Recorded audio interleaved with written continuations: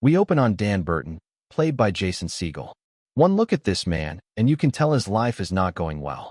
He's a director, or he used to be. After making exactly one feature film that went nowhere, Dan has been reduced to shooting pop-up ads for a living. He's miserable, unfulfilled, and quietly seething. After a humiliating shoot where a client forces him to redo a take he already called done, Dan tells his co-workers he and his wife Lisa are heading to his family's lakeside cabin for a romantic weekend. He makes a point of mentioning that Lisa plans to hike alone in a remote area. He says it casually, like he's just sharing weekend plans. But then we cut to his car, and inside we see duct tape, chloroform, a hacksaw, and rope. Dan is not going on a romantic getaway. Dan is going to murder his wife and make it look like a hiking accident before picking Lisa up. He stops at an elderly care home to visit his father, Michael, a gruff Army veteran played by Paul Guilfoyle, who barely hides his contempt for his son. In the background, a TV news report mentions that 2 violent criminals have escaped from a nearby high-security prison, a detail that will matter very soon. Dan picks up Lisa, played by the excellent Samara Weaving, and the drive to the cabin is painfully awkward. These two cannot stand each other. The marriage is in its death rattle. What we don't know yet is that Lisa has packed her own bag of tricks. She's been telling people about the trip too, specifically that Dan planned to go out hunting alone in the woods. She has a rifle. She has a plan. This woman is going to kill her husband and make it look like a hunting accident. They arrive at the cabin. Dan cooks dinner. He claims it's Lisa's favorite dish. They sit down for what becomes one of the most tension-filled meals you'll ever watch. Every sentence feels like a loaded gun. The couple goes to bed with headphones in, listening to their respective calming podcasts, because they literally. The next morning, Dan makes his move. He soaks a cloth with chloroform, creeps toward Lisa, and gets tossed. Lisa had the jump on him. She electrocutes him, drags him to a chair, and ties him up. She then calmly, almost cheerfully, explains her plan. She's going to shoot him with his own hunting rifle and stage it as an accident in the woods. What follows is the most absurd couples therapy session ever filmed. Tied to a chair, Dan mocks her plan. She mocks his. They argue about whose murder scheme is more ridiculous. It's darkly hilarious, and then the doorbell rings. His name is Henry. He's Dan's old friend, a man with a criminal record, who Dan recruited to help him kill Lisa. The deal? Dan promised Henry half the life insurance payout. Henry's job was to help dispose of the body, specifically, the parts that might float. Dan didn't want to get his hands too dirty. Henry frees Dan and holds Lisa at gunpoint. But then Lisa drops a bombshell. The $50,000 Dan promised Henry? That's not half of the insurance money. Dan lied. The policy isn't $100,000. It's $1 million. Henry is furious. Suddenly, both Dan and Lisa are trying to win Henry over to their side. The negotiation turns into a struggle. Someone grabs the gun, it goes off, and Henry is dead. Accidental. Instant. Gone. Now Dan and Lisa are alone with a body, a loaded gun, and years of unresolved rage.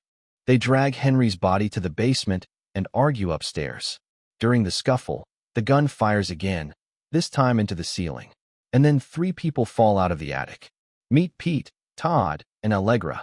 Timothy Oliphant plays Pete. Cool, dangerous, calculated. Keith Jardine is Todd. Big, violent, impulsive. And Juliette Lewis is Allegra, a former prison guard who helped Pete and Todd escape and is now completely unhinged in her devotion to Pete. These 3 are the escaped convicts from that news report at the beginning. They've been hiding in the attic of this lake house since Dan and Lisa arrived, watching the whole charade from above. They've seen everything. The chloroform, the taser, Henry's death, all of it. The fugitives immediately overpower the couple. They tie them up and demand money. Dan admits they have none. Pete looks around the basement and spots one of Dan's movie posters on the wall. He recognizes it. He's actually a fan. For a brief, surreal moment, Dan gets to experience someone admiring his only film, while being held hostage by that same person. It doesn't save him. Pete orders Todd to kill Dan anyway. Desperate, Lisa speaks up. She has about $50,000 in her bank account. She offers to take them to an ATM and withdraw it all, if they let both of them live. The fugitives agree, at least on the surface. But Dan quietly tells Lisa he's certain they'll be killed the moment the money changes hands. Using a pool ball, Dan knocks Todd unconscious, and the couple makes a run for it. What follows is a brutal, chaotic series of confrontations. Dan and Lisa attack Todd with everything they have, stab him repeatedly, and the man still won't go down. Lisa brawls with the unhinged Allegra. Dan squares off against Pete. But the three fugitives are too experienced, too violent. They overwhelm the couple again. Pete drags Dan outside and pushes his face toward the spinning blades of a lawnmower. This is it. This is how Dan Burton ends. And then headlights cut through the dark. A car slams into Pete, sending him flying. Out steps Michael, Dan's elderly father, who has just made the most dramatic entrance in recent movie history. Here's what happened.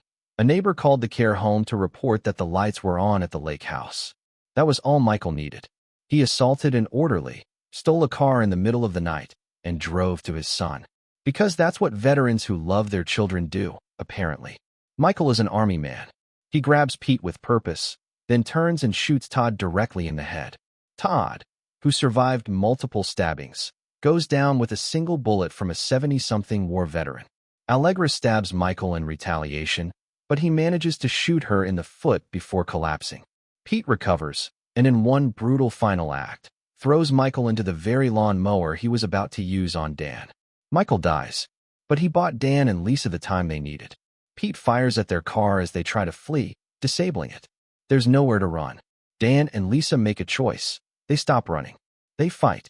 Allegra, bleeding heavily from her foot wound, is the first to go. Dan shoots her in the head. One down. Lisa races toward the dock and tries to escape by boat. Pete pursues her. Dan jumps in too. The three of them struggle in a small boat on the lake, rocking violently in the darkness. And then Dan remembers something. The bag of heavy stones he had packed at the beginning of the trip. He'd prepared them to weigh down Lisa's body so it wouldn't float. Instead, they tie that bag around Pete's neck and throw him overboard. Pete sinks to the bottom of the lake. But Dan falls in too, and he starts to go under. He looks up at Lisa and gives her a nod, as if telling her it's okay to let him go, that she doesn't have to save him. She doesn't listen. She reaches down, grabs his boot, and pulls him up. Battered, bloodied, and barely alive, Dan and Lisa drag themselves out of the water. And for the first time in what feels like years, they actually talk. Really talk. Lisa admits she had an affair. But she explains why. She wanted Dan to fight for her. To fight for them. She was pushing him, testing him, waiting for him to show up, and he never did. Dan admits his failures too. He burned through her savings on films that flopped. He wallowed in self-pity. He made her feel like she was carrying everything alone. They apologize to each other. They decide to try again. When the police arrive, Dan and Lisa play the role of terrified victims flawlessly. They claim the fugitives attacked them during their romantic getaway. The story holds. They're labeled survivors. Heroes, even. And then they do the most Dan and Lisa thing possible. They turn the whole ordeal into a movie. Dan directs it. Lisa stars in it, playing herself, the fierce woman who fought back and survived. A-list actor Kumail Nanjiani is cast as Dan. The film revitalizes both of their careers. They become Hollywood's unlikely power couple. The dark comedy punchline underneath all of it. They're celebrated as heroes while quietly covering up Henry's accidental death. Michael is mourned as a hero, which he absolutely was, though the film quietly notes he escaped a nursing home and assaulted a nurse to get there. And somewhere at the bottom of that lake, Pete is never coming up. But Dan and Lisa? They're finally, weirdly, okay.